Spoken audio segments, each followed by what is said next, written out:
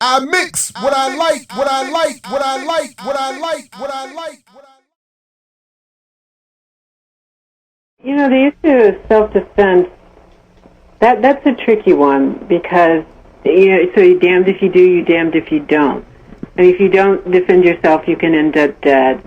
If you do defend yourself, yeah, most definitely, I would imagine the response would be that they use deadly justified force. So you guys are going to have to because this actually, I think this is the third rail of academic politics and movement politics, the right to self-defense.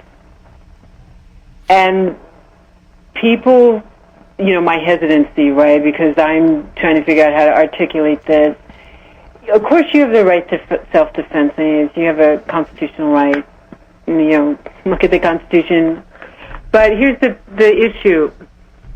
The rights of blacks to self-defense has been historically stymied and prohibited. So the issue of collective punishment comes up, right? When you've had those moments, those historical moments when, a black person has defended themselves and their family, it could be male or female, and the mob response, and as Ida B. Wells noted, the mob can include the judge and the local sheriff, right? The mob response is collective punishment. Back to Ida B. Wells. And again, I'm going to say back to black maternal politics. So Ida B. Wells is the godmother of a 2-year-old girl whose father, Thomas Moss, has an independent black business, right, a grocery store. And they're having a political meeting, a business meeting in a store, the African-American men who formed this cooperative, this business, in competition with the local white grocer. Unidentified white men who are armed come through the alley at night. They don't know who they are. They don't declare themselves, right, as police, as sheriffs, whatever. There's a gun battle that ensues. They shoot and injure or shoot and kill several of the white men who turn out to be law enforcement. They realize what happens. They go in to turn themselves in to the proper authorities. They end up being lynched. So the question for me becomes, what is the firewall for black people who defend themselves?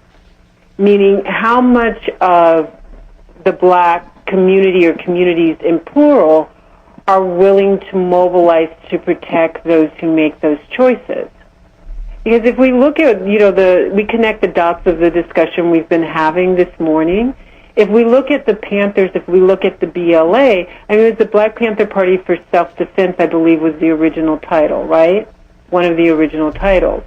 So the right to self-defense was placed front and center, and that right, I believe, has been sidetracked by other issues, which are important issues like stop police brutality, stop police criminality, right? But you're still dodging the question like, what happens if the state does not or will not stop?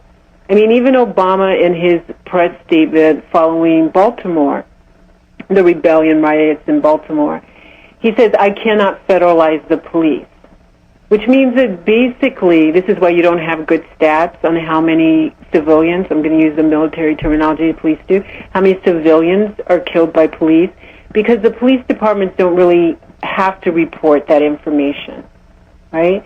So when the president says, I can't federalize them, what he's actually saying, I can't control them. So if you're going to mount self-defense against police violence and police brutality, what is your firewall from the rest of the community or other communities at large? And this is a central issue that we have to grapple with. I believe if Sarah Bland, this is only my belief, had maced him, that he would have shot her.